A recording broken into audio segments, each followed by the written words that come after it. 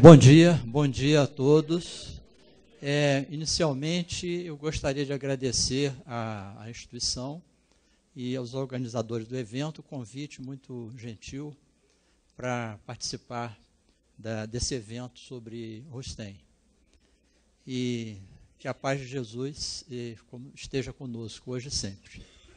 E o nosso assunto que nós escolhemos para esse evento foi, então, o corpo fluídico de Jesus e as materializações.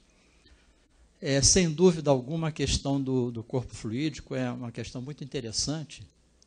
E quando nós vamos ver a história, nós verificamos que essa natureza diferente de Jesus, o corpo dele, que ele se manifestou, é alvo de estudos há muitos séculos, né? Desde a sua existência. Então, nós vamos encontrar lá, por exemplo, nos conceitos de Orígenes e seus discípulos, referências à queda espiritual e referências a um corpo diferente que Jesus teria tido, né?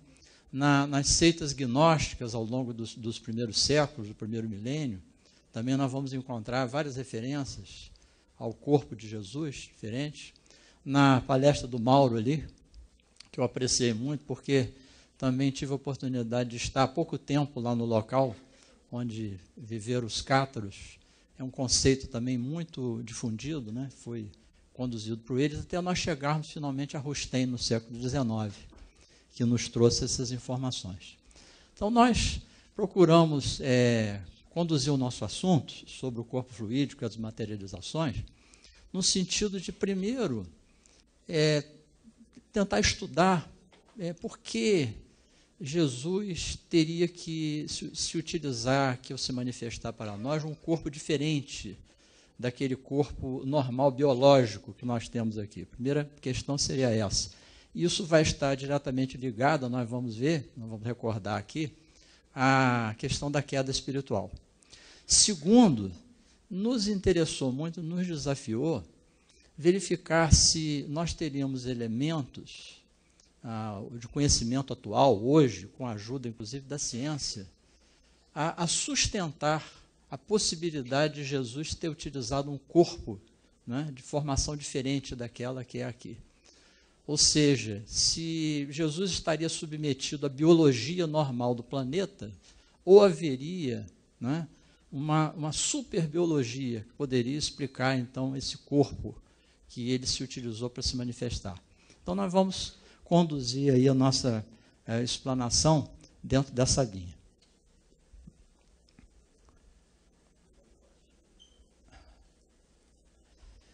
Bem, então, isso vai nos levar inicialmente à questão da evolução do espírito. E as perguntas que nós nos fazemos sempre, quando nós nos perguntamos sobre a questão da evolução do espírito, são essas aí, né? Primeira, qual a origem do espírito e quando foi a primeira encarnação? Isso aí é fundamental para nós tentarmos entender o assunto. Segundo ponto, as encarnações e as reencarnações, elas são uma necessidade ou são uma punição, são um castigo? Isso é uma outra questão que nós podemos nos fazer, fundamental aí para desenvolvermos o assunto.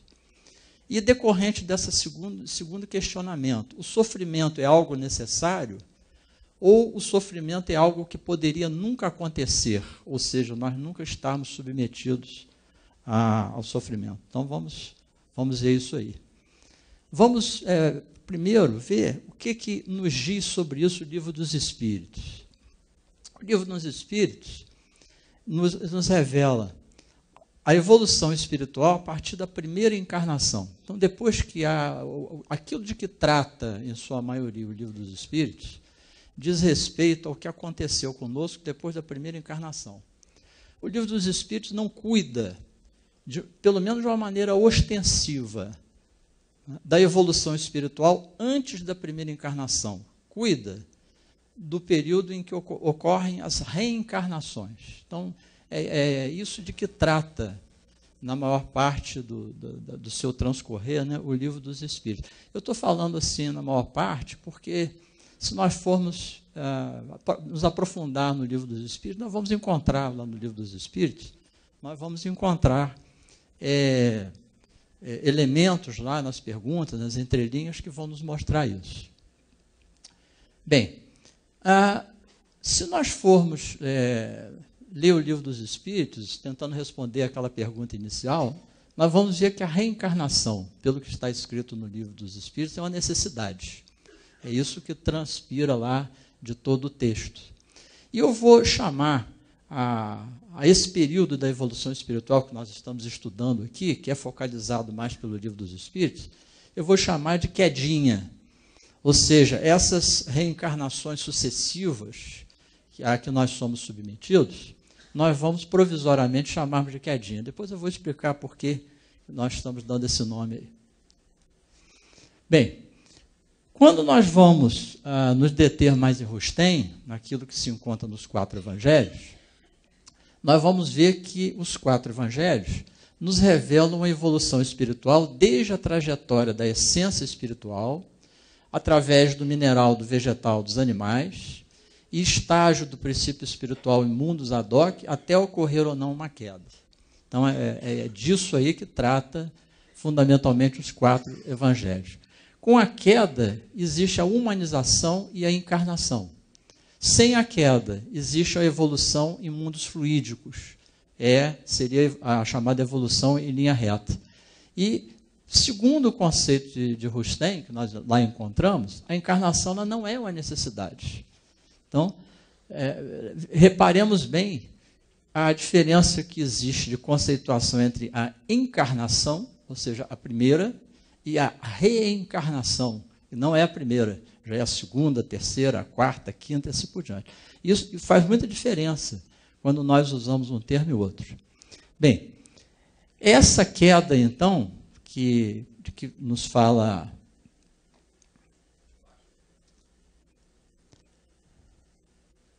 Essa queda, então, de que nos fala Rustem, nós vamos chamar essa queda de queda mesmo, diferentemente da primeira, que nós chamamos de quedinha.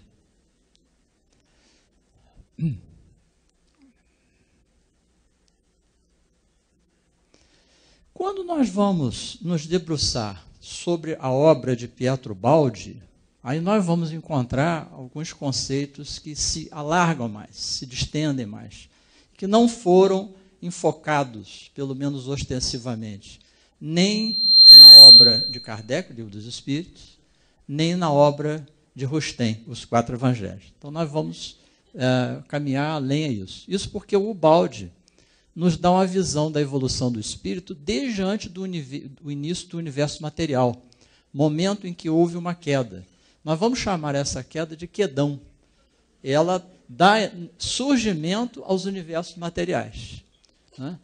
O átomo material ele vai evoluir para energia e esta energia vai se transformar até ser essência espiritual e vai animar minerais, vegetais, animais e depois se modifica em princípio espiritual, podendo continuar sua evolução em mundos fluídicos ou cair de novo e encarnar. Aí estaremos falando da queda, aquela que é abordada por Rustem.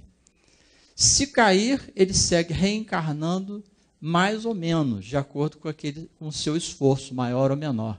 E aí nós vamos então estar falando da quedinha, aquela de que trata a codificação. Então, esses nomes aí, pode parecer até uma brincadeira, né? Mas não é, vocês vão ver.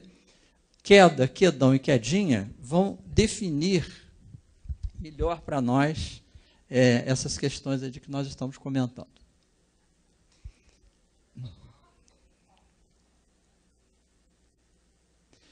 Esses termos queda, quedão e quedinha nos foram verbalizados pela primeira vez pelo Newton Boechat, que aí se encontra. Foi um grande orador espírita, estudioso, grande estudioso da obra de Rustem, da obra de Pietro Baldi, e que, em conversas conosco, já há muitos anos atrás, ele foi muito feliz quando estabeleceu esse conceito, o conceito do quedão, que é aquela primeira queda que nós vamos rever agora sinteticamente, descrita por Baldi.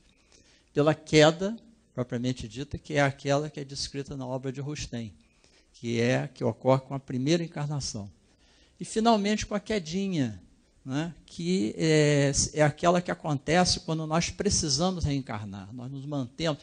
Nós precisamos reencarnar e continuamos no processo reencarnatório, né, continuado, por quê? Porque caímos. Porque se nós nos libertássemos das infrações, nós não necessitaríamos mais reencarnar, nós sairíamos desse ciclo.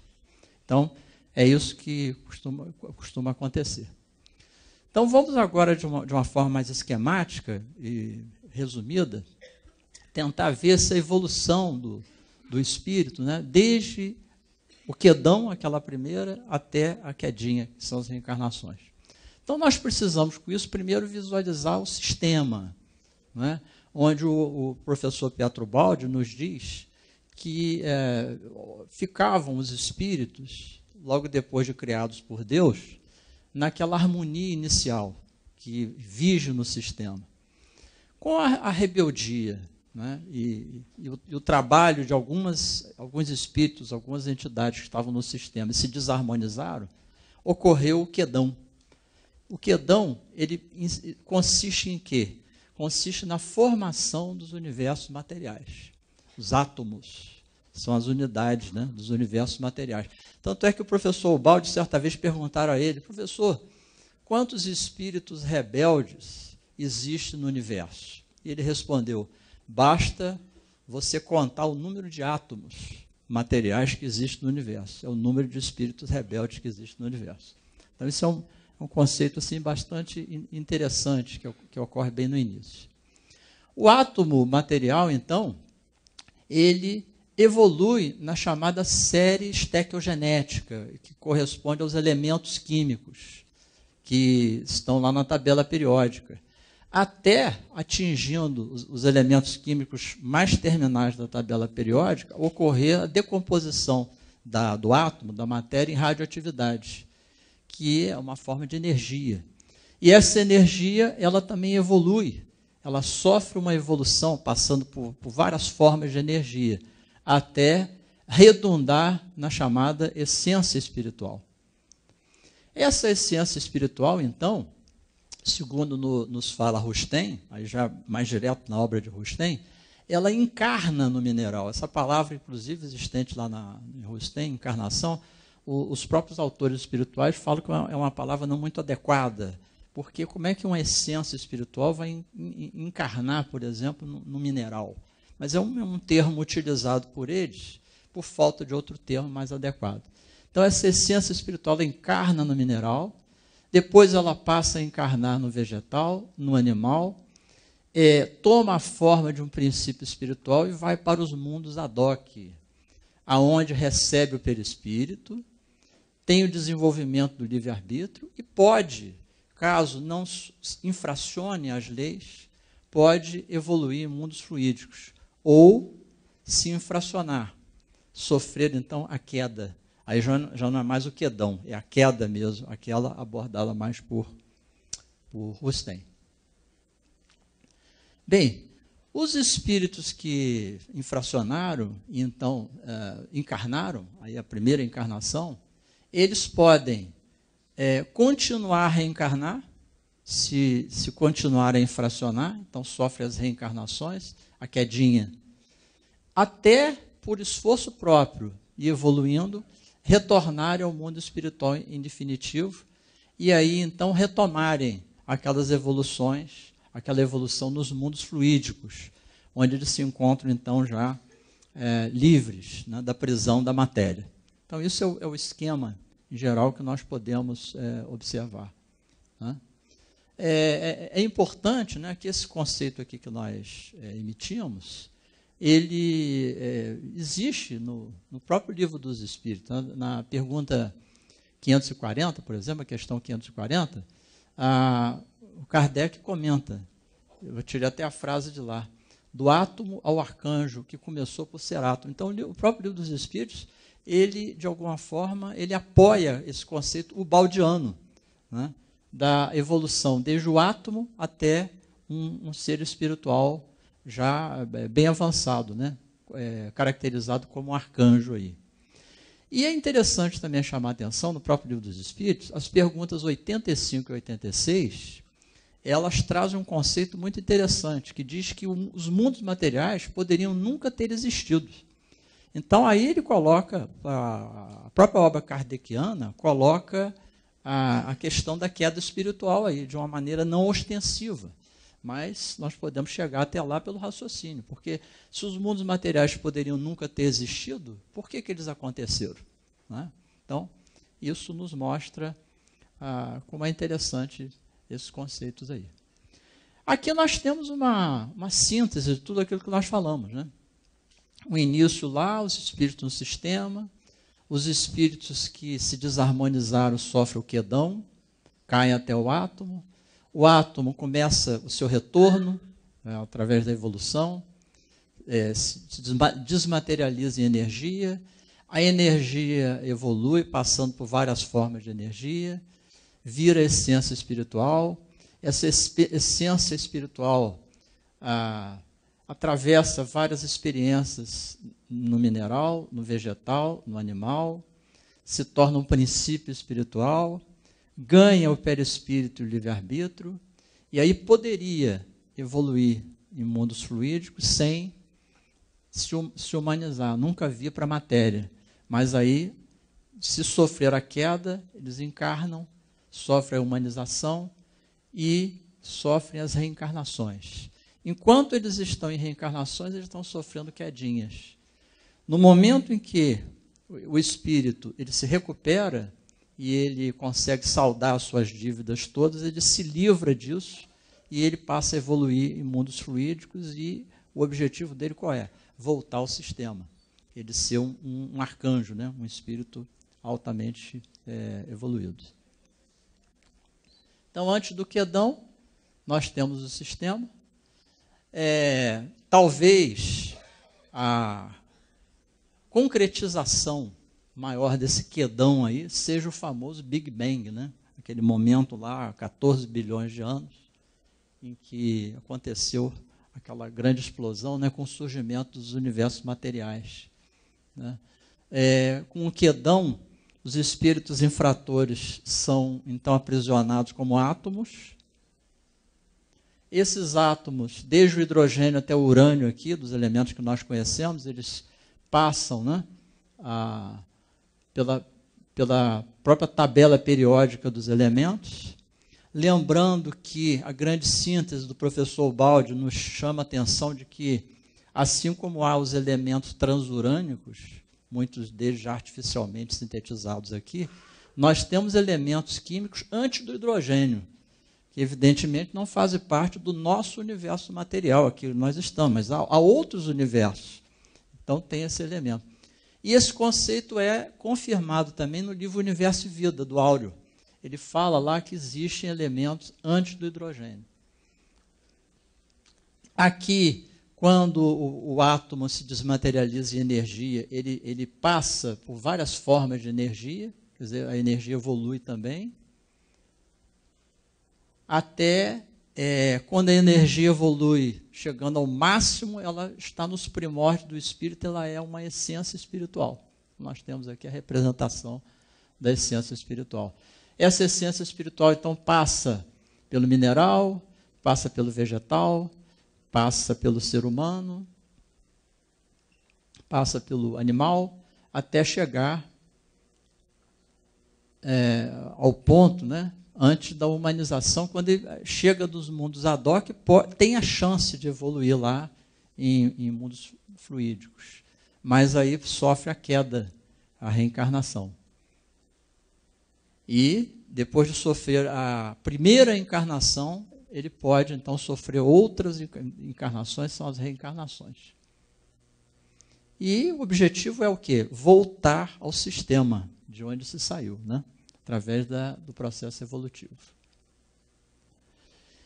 Bem, foi importante, foi extremamente necessário nós revermos isso tudo, recordarmos, porque eu sei aqui que todo mundo conhece esses conceitos, para que nós pudéssemos chegar à posição de Jesus. Né?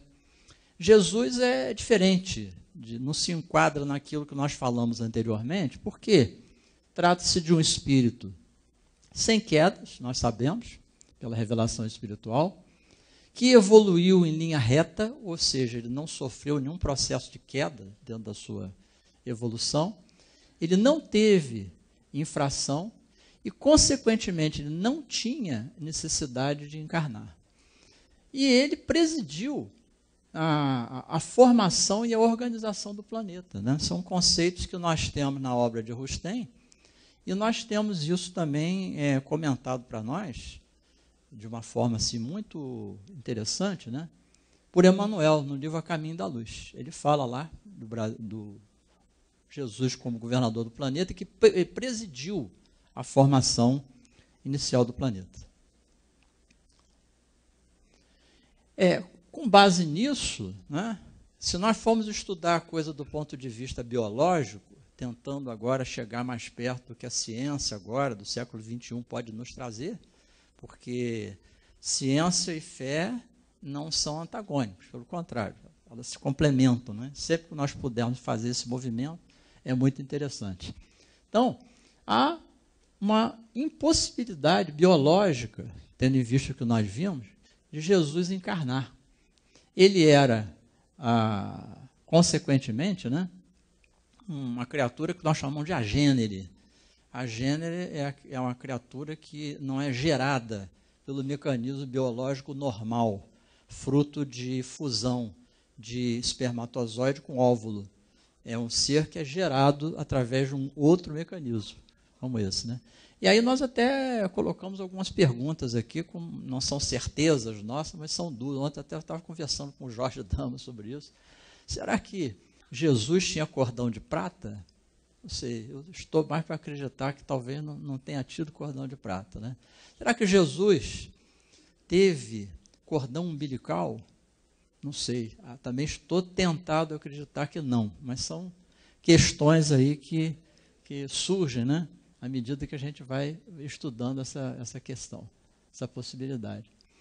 Ele mesmo, através de várias declarações que ficaram registradas nas Escrituras, ele mesmo dá a entender claramente a sua natureza bastante diversa da nossa natureza, né? Por exemplo, essa frase de Jesus: vós sois daqui de baixo e eu sou do alto.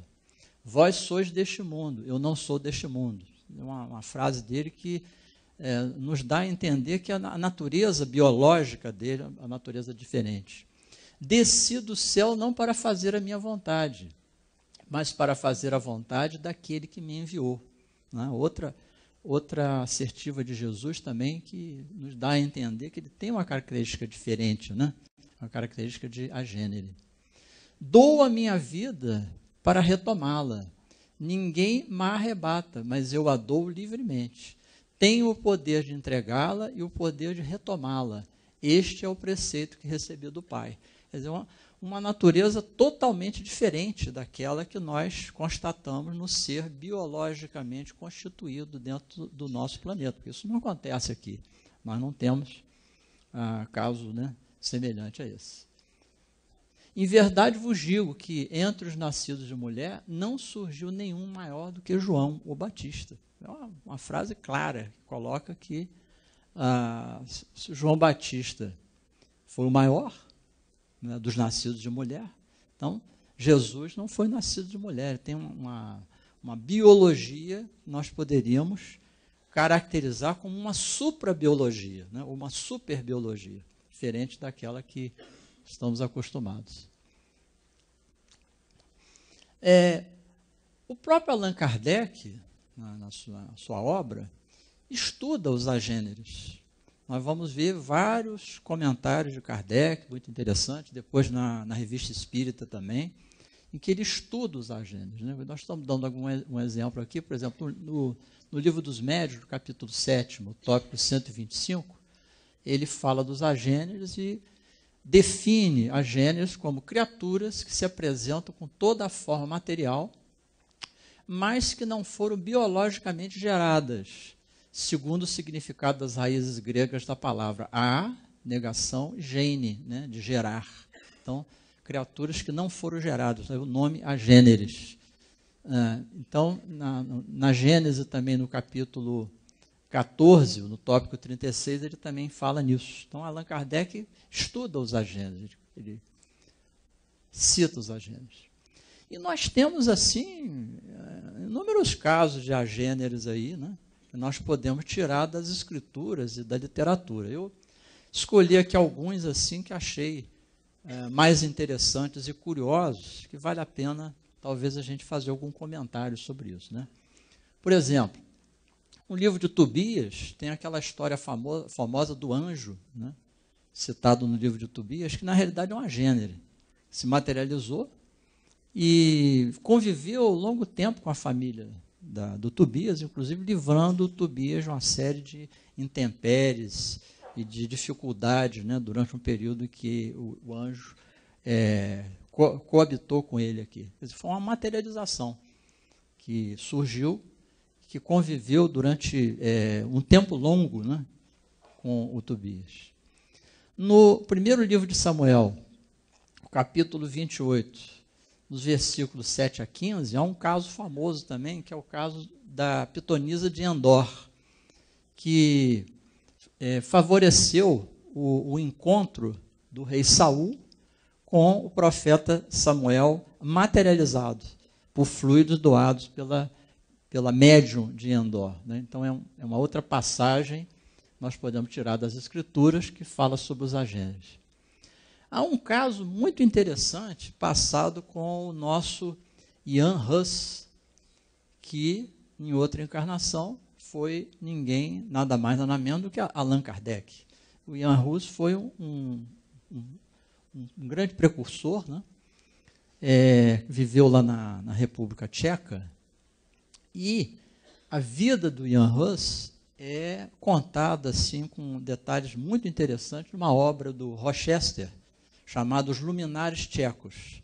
Então lá nós vamos ver um caso de materialização passado com o Ian Hus, nós vamos comentar logo depois, que é muito interessante, que é um exemplo também de um agênere ectoplásmico, né?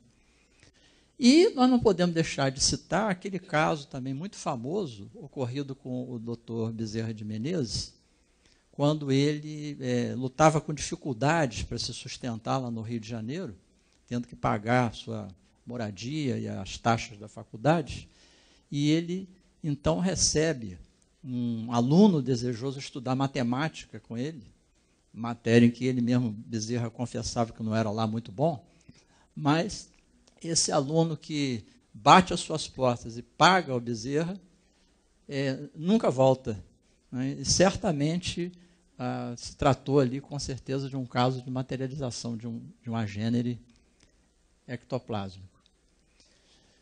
O caso da pitonisa de Endor, do rei Saul, materialização, está narrado na obra Lázaro Redivivo, psicografia do Chico Xavier, né? Autoria do irmão X, e que se refere a essa passagem, o primeiro livro de Samuel, capítulo 28, versículos 7 a 15. Trata-se do encontro do rei Saul com o profeta Samuel. A história todo mundo conhece, mas é narrada muito bem pelo irmão X, Humberto de Campos. O rei Saul ele estava às vésperas de uma batalha crucial contra os filisteus, e ele então procura, disfarçado, uma médium na localidade de Endor, porque ele tinha o objetivo de tentar se comunicar com Samuel, que era um profeta de Israel que já estava desencarnado na ocasião, e que tinha sido um grande tutor do rei Saul na sua infância e adolescência. E aí a passagem narra como o rei Saul é descoberto pela médium de Endor, e ela cai em sono, como acontece com os médios de materializações e efeitos físicos. E o rei Saul ele vê então o surgimento daquele agênere materializado, ectoplásmico, do profeta Samuel. Ele faz uma série de advertências, dá vários conselhos que na realidade não são seguidos. E no dia seguinte, então, Saul vem a desencarnar numa batalha. Mas a passagem ela é muito interessante porque narra uma materialização trazida para nós do Velho Testamento. Aí nós temos o Humberto de Campos, irmão X, que foi o autor lá do Lázaro Redivivo, o nosso Chico Xavier, Aí o livro Lázaro Redivivo, onde tem a passagem lá que narra essa materialização. E aí uma representação, né, do rei Saul com o agênero ectoplásmico lá do profeta Samuel. Aí um retrato do Jan Hus, tcheco. Ele foi executado numa fogueira na cidade de Constança. E esse é o livro do conde Rochester, chamado Os Luminares Tchecos, que narra essa passagem interessante que aconteceu com Jan Hus quando ele se encontrava preso numa prisão em Constança, às vésperas de ser queimado na fogueira. E o Rochester narra de uma forma muito interessante. Ele diz que o Jan Hus estava na cela, assim, aguardando a execução, e ele então presencia um fenômeno de ectoplasma, de materialização. Se materializa para ele uma espécie de um religioso que diz a ele que ele não tivesse medo, que ele iria enfrentar uma prova bastante difícil, mas que ele tivesse muita fé, porque ele estaria sendo esperado no outro plano da vida. E o Jan Hus, então, ele vê estupefato aquela materialização e pergunta, né, a materialização, quem seria ele? E aí o espírito responde que ele era um personagem que tinha sido muito importante, que primeiro levou o evangelho àquela região ali da República Tcheca, a Eslováquia, aquela região ali da Europa Central. E o Espírito diz ainda ao Jan Hus que os restos mortais dele se encontravam sepultados numa cidade na República Tcheca chamada Velegrad. Bem, aí, como o Rochester não dá o nome, né, eu fui lá fazer uma pesquisa sobre isso e vi lá que uma dupla de irmãos, Cirilo e Metódio, constituiu uma dupla de irmãos religiosos que evangelizaram toda aquela região, né, ali da República Tcheca. Cirilo, inclusive, é famoso porque foi ele que inventou o alfabeto cirílico. Esse alfabeto, por exemplo, que os russos usam muito na sua linguagem. O Cirilo foi inventado pelo Cirilo. E nessa pesquisa nós viemos a descobrir o seguinte, que o Cirilo ele está enterrado, na realidade, numa igreja em Roma. Ele desencarnou e foi enterrado lá. E quem retornou lá de uma visita a Roma, novamente para a região da República Tcheca, lá viveu e estava com seus restos, se encontra com seus restos mortais enterrados ali, era Metódio. Então nós chegamos à conclusão que esse espírito citado pelo Rochester, na realidade trata-se de Metódio, e que está enterrado lá nessa região, né? Na Catedral de Velehrad, que é uma cidade da República Tcheca. Lá se encontra o túmulo dele. Então é interessante porque é um fenômeno de materialização, de ectoplasmia, que aconteceu. E aí o Bezerra de Menezes, né? A história do Bezerra de Menezes é conhecida. Um estudante bateu as portas do Bezerra, ansioso por aprender matemática, tem umas aulas de matemática. O Bezerra ficou meio constrangido porque ele mesmo confessava que matemática não era o seu forte. Mas o estudante insistiu muito, que ele voltaria depois, até pagou adiantado ao doutor Bezerra. O doutor Bezerra, muito constrangido, aceitou aquilo. Bem, esse estudante nunca mais voltou, né? Certamente, possivelmente, se tratou de um agênero, né, ectoplásmico. Então, nós chegamos aqui ao ponto de vermos, pelos esquemas evolutivos universais, que Jesus transcende tudo isso. A natureza dele é diferente da natureza biológica. E aí vem a segunda pergunta que nós nos faríamos nesse tema que nos propusemos, que é a seguinte: bem, e aí? E hoje? A ciência nossa, como é que ela sustentaria, né, a Jesus como agênere? A ciência daria um aval para isso? O que ela conhece até hoje, poderia sustentar o fato de Jesus aglutinar fluidos, formar um corpo que não fosse através da fusão espermatozoide e óvulo, nós acreditamos que sim. Para que nós possamos embasar isso, nós precisamos estudar alguma coisa aí, ou recordar alguma coisa sobre as materializações. Falando em materialização, a palavra que vem à nossa mente é a palavra ectoplasma, né, que é a substância de que se vale os espíritos, né, para se tornar visíveis e tangíveis a nós nos processos de materialização. E esse nome ele foi cunhado por um grande cientista, um grande médico e cientista, que foi o Charles Richet. Charles Richet foi professor da Faculdade de Medicina de Paris, um indivíduo notável na sua época, que inclusive foi ganhador do Prêmio Nobel de 1912, com a descoberta da anafilaxia. E ele ficou, então, extremamente conhecido no meio, na comunidade científica. Então, o ectoplasma é fundamental nós estudarmos o ectoplasma para tentarmos explicar esse fenômeno que aconteceu com Jesus. E uma outra obra que nos dá uma base biológica muito consistente em relação às materializações é a grande síntese de Pietro Baldi, além, obviamente, do livro Nos Domínios da Mediunidade, de André Luiz, que o André Luiz aborda lá de uma maneira muito pertinente, né, a questão do ectoplasma. O que seria o ectoplasma? Então, nós temos a obra de André Luiz, pelo Chico, e a grande síntese de Pietro Baldi, que também fala muito desse assunto. Esse termo do Richet, então, o ectoplasma foi criado por Richet. Richet estudou muito as materializações, em especial as materializações com a médium Marthe Berrot. Fez muitas experiências sobre isso. Mas houve outros médiuns de materialização muito famosos, né, como a Florence Cook, né, que foi estudado pelo William Crookes, a Marthe Berrot pelo Richet, a Elisabeth Desperance também, e os espíritos que serviram a essas médiuns foram Kate King, que ficou famosa também, há um livro até, Kate King, o Bian-Bois, lá nas experiências com Marthe Berrot, e a Yolanda, lá com as experiências com Elisabeth Desperance. Aí o nosso Charles Richet.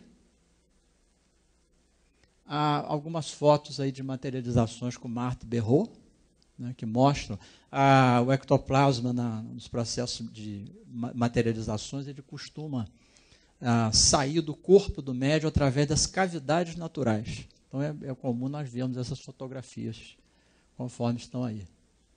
Aí a Florence Cook, à esquerda, né, e a Kate King, o espírito materializado através da mediunidade de Florence Cook, que foi estudado pelo William Crookes.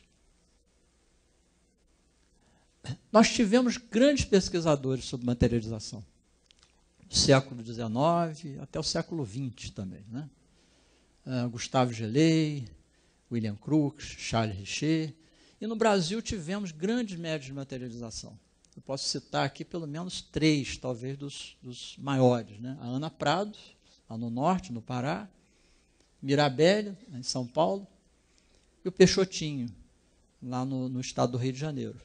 Peixotinho, inclusive, é uma criatura, diz muito especificamente a nós, porque nós convivemos na nossa infância com o Peixotinho. Peixotinho, na última etapa de encarnação dele, ele viveu na cidade de Campos, onde eu nasci. E lá na cidade de Campos eu frequentei até os 17 anos, quando me mudei para o Rio de Janeiro, frequentei o Grupo Espírita Araci de Campos, que é o grupo onde o Peixotinho trabalhou os últimos anos da sua encarnação. Então, tive a oportunidade de conviver com ele diretamente, né, com seus familiares, e aprendi muitas coisas lá, coisas que procuro transmitir. Aí nós temos o William Crookes, a Ana Prado, e familiares, e o Carmine Mirabelle, também, que era um médium de efeitos físicos extraordinário também. Materializado. Daí o nosso Peixotinho. Bem, qual seria a composição do ectoplasma? Esse é um tema que nós não conhecemos muito. Nós conhecemos muito pouco sobre o ectoplasma. Eu até me lembro aqui de uma frase que me foi dita muitos anos atrás por um grande médium espírito, o Dr. César Bornier, Pessoa de Melo. Jorge conviveu muito com ele também, até escreveu um livro sobre o Dr. César Bornier. Então, o César Bornier, um médium fantástico, conviveu muitos anos diretamente com o Chico Xavier. Certa vez ele nos chamou e disse assim: Gilberto, olha, nós, com tudo isso que nós conhecemos aqui, nós, na realidade, estamos vendo a realidade espiritual como se a gente estivesse olhando pelo buraco de uma fechadura. Nós não estamos vendo quase, não vemos quase nada. Isso tudo que nós temos reunido até agora é muito pouco face àquilo que é a realidade espiritual, né? Então, eu posso dizer que também sobre o ectoplasma, nós conhecemos muito pouco. Mas a gente vai juntando uma coisa daqui, outra coisa dali, né? Com o tempo, alguma coisa vai se formando. Então, eu tenho alguns conceitos assim que recebi, que aprendi, que eu acho interessante, que vale a pena ser transmitido, né? Um conceito que eu acho muito interessante foi proveniente de uma pesquisa feita pelo Dr. Roberto Silveira. O Dr. Roberto Silveira é um médico que mora lá no Rio de Janeiro, atualmente, pertence ao Grupo Espírita Regeneração, lá do Rio de Janeiro, é o sogro do Jorge Damos. Ele que deu, pois é. Por isso que você está bem tratado, aí a gente vê. E o doutor Roberto, além de ser um sogro exemplar, é também um pesquisador muito atilado, né? Ele fez uma pesquisa que eu achei muito interessante na década de 80. Havia na década de 80, no Grupo Espírita Regeneração, umas reuniões de ectoplasmia, materializações, com o médium Fábio Machado. Eu assisti a muitas dessas reuniões com o médium Fábio Machado. E numa dessas ocasiões, o que o doutor Roberto fez? Ele colheu o ectoplasma do Fábio Machado e levou num recipiente fechado, sem luz, porque o ectoplasma é muito sensível à luz, né? Depois nós vamos ver isso também. Levou até o seu laboratório, no bairro de Botafogo. E lá, ele então pegou aquele material, colocou na lâmina, no microscópio, passou a examinar aquele material. Aquilo foi difícil, ele teve que fazer várias lâminas, porque quando ele colocava a lâmina no microscópio, a luz do microscópio incidia sobre o ectoplasma e ele se decompunha, ele se desmanchava, né? Então ele teve que usar várias lâminas, colocá-las no microscópio para ver. Ele lá identificou então células sem núcleo. Células sem núcleo. Interessante, esse material retirado do médio tinha células sem núcleo, né? O nosso organismo tem algumas células que não têm núcleo. Por exemplo, as hemácias maduras, os glóbulos vermelhos maduros não têm núcleo, né? As células da epiderme, a camada bem superficial, também não tem núcleo. Isso é uma informação interessante e fica aí registrado, né, para pesquisa posterior. Uma outra informação também muito interessante foi feita a meu pai. Meu pai participou intensamente das reuniões de materialização com o Peixotinho no Grupo Espírita Araci Campos na década de 1950. Ele era a pessoa designada pelos espíritos para fotografar os espíritos materializados. E ele, inclusive, tinha um laboratório fotográfico na nossa casa, porque ele fotografava, trazia, revelava o negativo e ele mesmo fazia as fotos. Então, fez algumas fotos de espíritos materializados. Numa reunião de materializações com o Peixotinho, ele teve uma revelação muito interessante do José Grosso, que revelou a ele, né, que o ectoplasma, em boa parte, quimicamente, tinha a mesma composição da lecitina fosfórica. Isso é interessante porque a lecitina fosfórica faz parte de um tipo de gordura, né, do nosso organismo. E é uma gordura nobre, porque é uma gordura que faz parte da membrana celular, da membrana da célula. Então, praticamente, se nós não tivermos essa gordura nobre na membrana da célula, a célula não pode se estruturar, ela não se mantém. Então, é um elemento assim, quimicamente fundamental, né, para a composição do ectoplasma. E o André Luiz nos dá uma informação, já por revelação, né? Aí revelação é outra coisa. Ele mostra que o ectoplasma, na realidade, se a gente for buscar o ectoplasma só na parte material, nós vamos deixar muita coisa de lado, porque o ectoplasma ele é formado por fluidos A, que ele chama, são forças superiores. Nós não temos aparelhos, por enquanto, com sensibilidade para detectar isso. Fluidos B, que são energias do médium e dos participantes da reunião. Então, nós também, certamente, não temos ainda o aparelho para isso. E fluido C, energias da natureza, também difícil. Aqui, nesses fluidos B, nós conseguimos detectar alguma coisa mais material. É o caso, por exemplo, dessas células que o Dr. Roberto localizou, é o caso do fosfato de lecitina, que é uma substância química que a gente é capaz de identificar, né? Então, alguma coisa, ao examinar o ectoplasma, a gente consegue pegar do lado de cá. Há livros até que dão uma fórmula do ectoplasma, mas uma fórmula só de peso de elementos, tantos átomos de carbono para tantos de hidrogênio, para tantos de nitrogênio, não dá a estrutura, né, a estrutura química do que seria o ectoplasma. E, na realidade, deve ser complexo isso, não deve ser uma molécula assim simples, né? Não deve ser. Aí nós temos um exemplo aqui da fórmula química de um fosfolipídio. A lecitina é um fosfolipídio, né? Faz parte disso. E uma pessoa que eu prezo muito, sempre homenageio quando vou fazer alguma palestra, é o professor Hernani Guimarães Andrade, né? Já desencarnado, mas uma figura notável, né? Dentro do campo espírita, um pesquisador notável, né? Deixou livros incríveis aí que nós deveríamos de ler sempre, né? E o Hernani estudou muito o ectoplasma, teve experiências práticas e classificou o ectoplasma em ectomineraloplasma, é o ectoplasma do mineral, extraído do mineral. Ectofitoplasma, extraído do vegetal, e ectozooplasma, extraído dos animais. Essa substância ela é muito interessante, ela tem uma maleabilidade muito grande, ela é plástica até certo ponto. Ela pode existir sob a forma sólida, líquida ou gasosa. E ela é manipulada pelos espíritos que se revestem dela no processo da materialização. Isso acontece mais ou menos como se a gente tivesse um ímã, né, colocasse sobre uma folha de papel e pulverizasse malha de ferro, pó de ferro.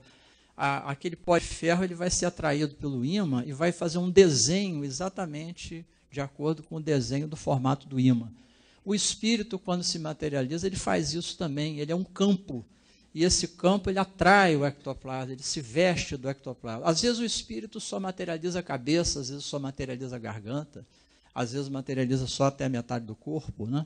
Então, isso tudo varia muito do que ele está querendo naquele momento. Ele sofre o impacto da luz. Meu pai tem uma experiência muito interessante, quando os espíritos queriam que ele fotografasse a entidade materializada, no lugar onde ele ia ter que focar, os espíritos acendiam um pontinho luminoso. E ele, então, disparava o flash, né? Década de 50, naquela época, o flash era ovo de pombo. Eu acho que deve ter muita gente aqui que nem sabe o que é isso, porque era uma lâmpada muito específica, né? Que era muito sensível, quebrava facilmente. Ele jogava o flash e então pegava o espírito materializado. E o que ele notava interessante? Quando a luz saía da máquina e era dirigida em direção à entidade, ela sofria um impacto com aquela luz e ela era projetada para trás. Quer dizer, a luz ela fazia força, né, em cima daquele espírito materializado. É uma coisa interessante, é desafiar os físicos. Eu sei que o Sérgio já está lá se coçando lá em torno disso, que é físico, médico e físico também. É uma coisa interessante isso, o impacto da luz. E o pensamento também faz ação, né? Eu tenho um relato do Newton Boechat também muito curioso. O Newton participou de muitas reuniões de materialização com o Peixotinho. Mas ele participou de uma reunião que foi mais curiosa ainda, em Pedro Leopoldo, com o Peixotinho e o Chico Xavier. Então estavam, imagine vocês, no mesmo recinto estava o Chico Xavier e o Peixotinho. E ocorrendo lá a reunião de materialização. Então ele contou o seguinte fato. Inicial da reunião, várias fileiras assim no recinto com pessoas. A Sheila emergiu lá da cabine. O Peixotinho geralmente ficava dentro de uma cabine e os espíritos se materializavam lá e depois eles saíam da cabine. Então a Sheila veio, abriu a porta da cabine, se via logo que era a Sheila, né? O ectoplasma do Peixotinho ele era diferente do habitual, porque ele era luminoso. A maioria das reuniões de materialização que eu assisti, o ectoplasma não era luminoso. Então, o espírito ele levava algum objeto fosforescente que fazia com que a gente pudesse localizá-lo melhor. Mas no Peixotinho não era assim. O espírito vinha luminoso, porque o ectoplasma do médium era luminoso. Então, a Sheila veio, passou por um corredor assim, trazia um aparelho na mão, passou em frente à primeira fileira, onde tinham sentado as pessoas. Aí o Newton notou uma coisa interessante. Quando a Sheila passou em frente à primeira fileira, a luminosidade dela caiu. Ela se tornou opaca. Mas ela veio. Atravessou, andou uma fileira, foi até o final, fez um tratamento numa pessoa necessitada, um paciente. Depois ela voltou, aí ela já foi luminosa de novo. Né? Quando ela foi luminosa, voltou luminosa. Quando passou em frente à fileira, novamente caiu a luminosidade, ficou opaca. Aí ela voltou por onde veio, ficou luminosa de novo e desapareceu na cabine. Bem, terminada a reunião, o Boechat se aproximou do Chico Xavier, porque era muito amigo do Chico, e perguntou: Chico, aconteceu um fenômeno assim com a Sheila na hora que ela passou, como é que se explica isso? Bem, o Chico falou assim: isso é o seguinte, Nilton. Na primeira fileira, estavam sentados naquele momento homens de negócio que não conseguiam desligar o seu pensamento dos problemas lá fora.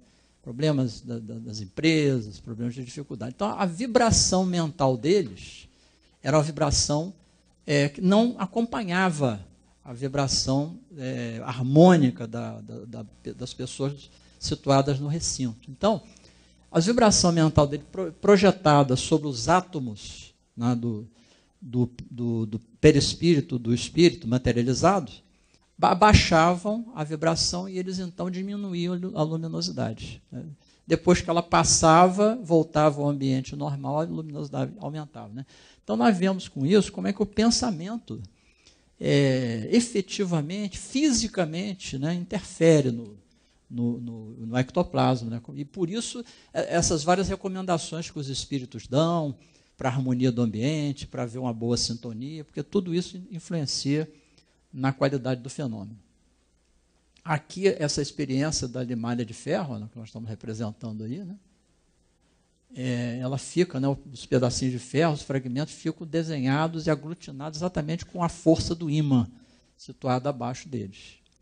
É mais ou menos assim que acontece com os espíritos. Uma reunião de materialização envolve um grande preparo. Primeiro, o isolamento magnético do recinto, depois, defesas do recinto, com a presença de aparelhos levada pelos espíritos, ionização e ozonização do ambiente. Às vezes, numa reunião de materialização, a gente sente um odor como se tivesse acabado de acontecer uma tempestade com raios. Nós sabemos que durante essas tempestades com raios existe a formação do gás ozônio, né? Através da combinação de moléculas de oxigênio, de átomos de oxigênio. Então, o ambiente é ozonizado. O ozônio ele é anti-infeccioso. Ele mata bactérias, mata vírus. Então, ele é muito importante para esse ambiente. Elementos são coletados na natureza e muitas vezes se armazenam. Vibrações, como vozes, por exemplo, são armazenadas pelos espíritos. Há um grande preparo mental para isso, é necessário evitar fumo, álcool, tóxicos, condimentos. Carne vermelha, 48 horas antes da reunião, deve ser evitado. Né? Agora, os espíritos, lá nas reuniões do Peixotinho, recomendavam muito a ingestão de pescado, até na véspera da reunião. E depois nós fomos ver qual é o fundamento químico para isso. E há um fundamento químico para isso. O pescado é rico em fósforo. Né? Fósforo. E a grande síntese fala lá, num capítulo em que ela toca em materializações, fala na importância do fósforo para as materializações. Os tecidos materializados são riquíssimos em fósforo, mais ricos do que é o tecido nosso orgânico, de que nós somos formados. Né? Isso é muito rico em fósforo. E nas próprias reuniões lá do William Crookes, com a Florence Cook, né, e o Kate King, existe uma referência a fósforo. O Jorge mesmo, antes de nós fazermos essa palestra, me chamou a atenção de que há uma referência lá de que o espírito conversava com o William Crookes e pedia que ele colocasse no recinto um certo preparado químico à base de fósforo, que aquilo facilitaria, né, o processo de materialização do espírito, né? E nós devemos lembrar uma coisa interessante quando estudamos bioquímica, que as ligações de alta energia existentes nos organismos, em geral, são as ligações que envolvem o fósforo. Adenosina trifosfato, né? E outros elementos que são muito ricos em energia e usados no nosso metabolismo são riquíssimos em fósforo. Então, o fósforo é um elemento fundamental. A grande síntese até filosofa no sentido de que os organismos humanos do futuro, talvez daqui a centenas de anos, de milênios talvez, eles serão cada vez mais ricos nesse elemento, na sua formação estrutural. O professor Pietro Baldi, né, de quem nós retiramos esses conceitos. O médium, na reunião, ele tem a sua digestão ativada, ele tem o seu sistema nervoso isolado, porque ele tem que ficar muito em repouso em relação a isso, né? Ele se concentra mentalmente entre oração e com isso ocorre o desdobramento, e após o desdobramento o ectoplasma então começa a ser eliminado, né, pelos orifícios naturais do corpo. E muitas vezes o médium diminui de peso. Meu pai constatou isso várias vezes. Durante a reunião de materialização, ele era convidado pelos espíritos para ir à cabine. Na cabine, ele chegou a ver o Peixotinho reduzido a metade do seu corpo. O corpo dele, normalmente, estava reduzido a metade do corpo, né? Quer dizer, de alguma forma, no processo da ectoplasmia, em alguns momentos, né, esses elementos todos eram retirados do corpo do médium, né? Ele tinha o corpo reduzido. Ao desdobramento, aí uma fotografia do ectoplasma saindo pelos orifícios naturais e dando origem aqui ao espírito, né? Materializado. A música é muito usada pelos espíritos para unificar o pensamento, a harmonia é muito importante. Fenômenos físicos geralmente acontecem, luzes, perfumes, objetos. Transporte de objetos. Peixotinho, várias vezes nas reuniões dele, paravam no recinto pedras que não existiam no Brasil. Plantas que não existiam na América, existiam na Índia, eram transportadas para o recinto, né? E o Ernesto Bozano também relata vários casos de transporte. Tem um até muito curioso, que o Bozano, numa reunião, ele pergunta ao espírito materializado, no sentido de pesquisa mesmo, se ele seria capaz de transportar para o recinto um pãozinho que estaria sendo feito numa padaria que existia ali próximo ao lugar onde estava acontecendo a reunião. Bem, o espírito desafiado, né? O espírito disse que, claro, que ele podia transportar o pão, que agora mesmo. E aí, demorou alguns segundos, apareceu um pão daquele mesmo formato, do jeito que a padaria fazia, quentinho ali, pronto para consumir. Bem, aí o Bozano, curioso, né? Bem, eu posso provar o pão? Pode, você pode provar o pão. Então o Bozano foi, provou o pão, comeu o pão. Realmente, é um pão igual, sabor igualzinho que eu compro ali na padaria e tudo. Mas o espírito chegou para ele e disse, não, mas espera aí, não paramos por aqui não. O pão veio lá do padeiro para cá. Agora você vai colocar aqui 5 liras, porque é o preço do pão. E nós vamos transportar as 5 liras para o padeiro, porque ele não pode sair no prejuízo. Então, nós vemos como é que a espiritualidade, né, inclusive nessas reuniões e tudo, nessas experiências, que era uma experiência que estava sendo feita, como é que eles levam em conta, em alto grau e exigência, o fator ético. Porque não era ético trazer o pão para cá, né, e o padeiro fica lá no prejuízo. Então, o nosso Bozano teve que pagar pelo pãozinho lá. Diagnósticos médicos transcendentais, muitos foram feitos com o Peixotinho. Meu pai conta coisas incríveis de radiografias que eram mostradas pelos espíritos. Imagine só, lá no ano 1953, 54, 55, na cidade de Campos, mal a gente conseguia uma radiografia simples, em preto e branco. Os espíritos, lá para os pacientes que estavam lá, mostravam imagens coloridas, tridimensionais, cintilantes, que hoje nós temos aqui com a tomografia computadorizada, ressonância magnética, né? Angiorressonância, hoje temos. Mas em 1953, isso só existia do lado de lá. Né? Nós sabemos que as coisas começam primeiro do lado de lá, depois do lado de cá. Então, esses diagnósticos eram muito comuns. Né? Isso aí é uma fotografia de uma materialização com Peixotinho. Aqui o espírito formando, são uma das fotografias que eu reputo assim, mais interessantes, mais bonitas, né, de ectoplasmia que nós temos. Isso aí é uma outra fotografia também, ó, interessante. Aqui o espírito começando a se materializar, né? O ectoplasma saindo, né, das cavidades naturais. Aí o Peixotinho e o Chico juntos, eles fizeram algumas reuniões de materialização juntos.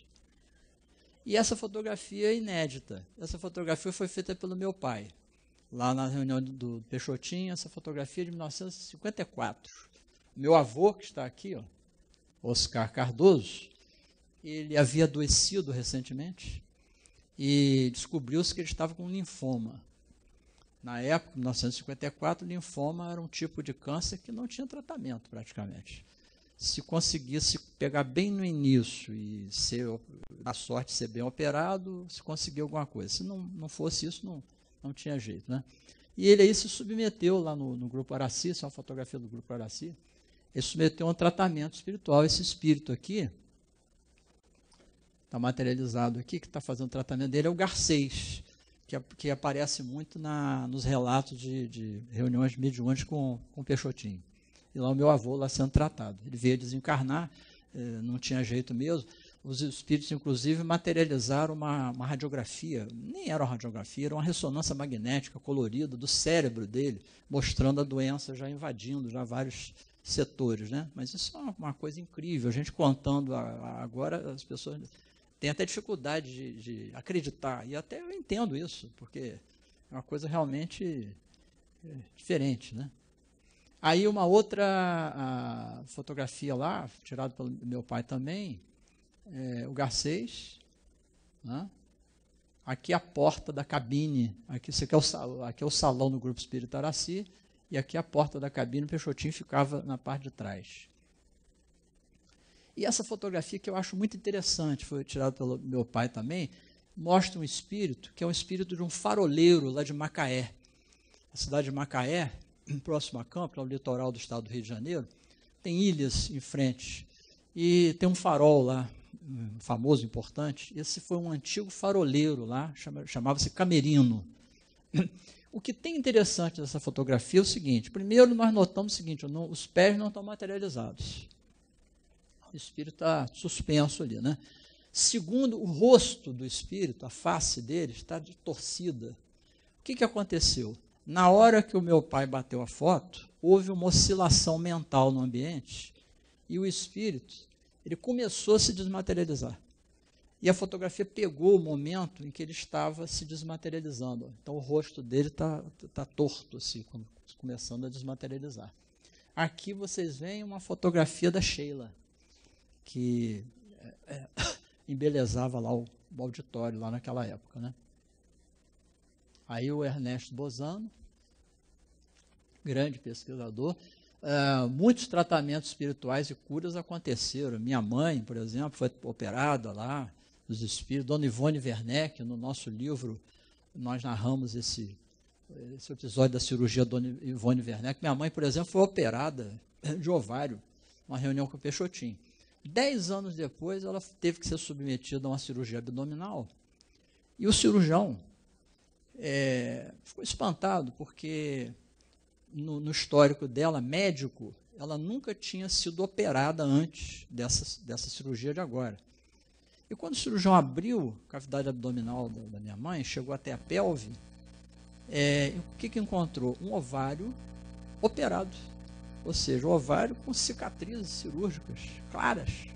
cirurgião experiente, vê aquilo. Aí o cirurgião, que não era espírita, perguntou ao meu pai, mas você não me falou que sua esposa já tinha sido operada? E quando eu abri o abdômen lá, ela foi operada. Ela foi operada, mas operada por médicos diferentes de você, que não tem CRM.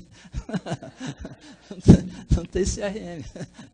Então, estavam lá as marcas de uma intervenção, né, anterior, né?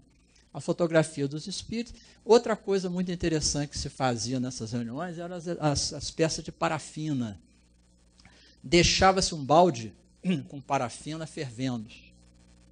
Ninguém tinha coragem de botar a mão ali mesmo, porque mergulhou a mão ali, perde a mão, praticamente, com a parafina. O que os espíritos faziam? Eles vinham, eles materializavam, mergulhavam as mãos, os pés, o que quer que fosse, na parafina, depois mergulhavam num balde com água fria, faziam isso várias vezes, e eles elaboravam as famosas luvas de parafina. Por quê? Eles, com isso, construíam uma luva, né? E o espírito desmaterializava a parte interna e ficava a luva oca. Aquilo ali era uma prova inconteste de que teria ocorrido um fenômeno paranormal, porque como é que alguém podia fabricar uma luva dessa sem primeiro fabricar duas metades, depois colar essas duas metades? E se um perito examinasse a parafina no microscópio, veria que não tinha solução de continuidade, ou seja, só tinha uma saída. Aquilo ali alguém estava com a mão mesmo ali e tirou a mão sem fragmentar a parafina. Então, as luvas de parafina, né, são provas muito importantes de autenticidade, né, das materializações. E os espíritos materializados, às vezes materializavam partes, né, as luvas de parafina. Lá na reunião do Peixotinho foram elaboradas centenas de luvas e pés de parafina, né, que ficaram aí para a posteridade. Essa é uma outra peça de parafina, uma mão perfeita, a gente vê até as pregas da mão, né? Isso é um fenômeno de autenticidade espiritual, né? Muito importante. Muitas vezes eles materializavam parcialmente a garganta ectoplásica e muitas vezes faziam a materialização total. Aí se materializava o Bezerra, José Grosso, Palminha, Garcês, Camerino. O ministro Clarencio, certa vez, se materializou no Grupo Espírita Araci. Falou durante 15 a 20 minutos. Meu pai gravou a comunicação do ministro Clarencio. Quem estava presente ficou uma coisa fulgurante, que ele veio com um cajado, com aquela túnica bordada, se verificava até o bordado da túnica na materialização, materialização de alta qualidade, né? Imaginemos, né? O ministro Clarencio do nosso lar ali se materializando. A Sheila, muitas mensagens ficaram gravadas em fita. Eu tenho lá na minha residência uma palestra de André Luiz, do espírito André Luiz, materializado no grupo do Peixotinho, lá no Araci, e o André Luiz falando durante meia hora, dando uma instrução espiritual, né? E faziam também previsões. Aqueles problemas que aconteceram no reator de Chernobyl, na Rússia, que explodiu, né? Houve aquela radioatividade, tudo isso foi previsto pelos espíritos nessas reuniões, de doenças novas também aconteceram. Aí a Sheila, né, muito conhecida no meio espírita, o José Grosso, que foi encarnação passada, cangaceiro do bloco de Lampião, e atuava ali nas reuniões de materialização, prestando auxílio em muitas ocasiões. E as reuniões eram encerradas, né, sempre com música, objetivando a recomposição gradual do médium, né? Muita gente perdia peso na reunião de materialização, era uma coisa interessante, muitos presentes, inclusive, quando saiu da reunião, saíam mais magros, e outros ganhavam peso. Isso chegou até a me passar, olha um tratamento novo para obesidade aí, quem sabe não será a grande solução, né, para a obesidade, reuniões de ectoplasmia continuadas. Não tentamos isso ainda, e não é farmacológico, melhor ainda. Então isso é relatado pelos assistentes das reuniões, perda de peso. A autenticidade ficava por várias maneiras, né, as uvas de parafina e fenômenos que aconteciam. Os espíritos falaram que haveria uma tendência a diminuir materializações a partir de 1950, face a essa fase de transição do planeta, que isso ia diminuir, que ia se poupar muitas energias em benefício de pacientes, tratamento espiritual e tudo. O próprio Peixotinho, muito conhecido como médium de materialização, né? Na realidade, o grande trabalho de Peixotinho era de cura. 99% das reuniões de ectoplasmia com ele eram objetivando cura de doenças, de pacientes doentes, ou pelo menos melhoras de muitas pessoas. Pouquíssimas reuniões eram reuniões em que os espíritos davam aval para que acontecesse uma materialização ostensiva e aquilo ficasse registrado, visando, de alguma maneira, fortalecer a convicção de cada um. Mas a grande maioria das reuniões do Peixotinho eram reuniões de cura, de benefício espiritual, de tratamento de saúde, né? Então, por isso que eu falo sempre, às vezes, quando vou fazer alguma palestra sobre essa parte de cura, né, que as pessoas, pelo fato de não acontecer nenhum fenômeno ostensivo, não desistam da reunião e não percam a fé, não, porque os espíritos estão manipulando ali. Principalmente o nosso ectoplasma gasoso, que é aquele que não é ostensivamente visível e palpável, mas eles estão manipulando ali, estão levando energias para beneficiar quem precisa. Isso acontece sempre ali. E há um livro que eu recomendo muito, que é de autoria do professor Humberto Vasconcelos, que é genro do Peixotinho. O professor Humberto Vasconcelos é genro do Peixotinho, mora em Recife, onde ele fundou a instituição que tem o nome do Peixotinho, né? Fraternidade Espírita Francisco Peixoto Lins, é o nome da instituição, uma instituição modelar, exemplar, em Recife. E ele escreveu esse livro chamado Materialização do Amor, que é um livro ótimo, fantástico. Ele narra muitas coisas relativas ao Peixotinho, que estão lá. Eu tenho até, fui convidado por ele, escrevi um capítulo do livro que versa sobre materializações.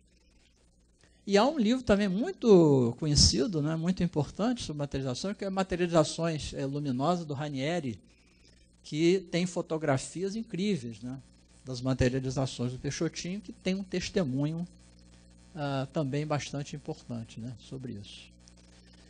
E nós acreditamos aqui, para encerrar, espero não ter passado muito, que realmente nós acho que atingimos o nosso objetivo, porque a ciência, as observações que nós fazemos na atualidade, elas sustentam totalmente, biologicamente, a realidade do corpo fluídico de Jesus. Muita paz a todos.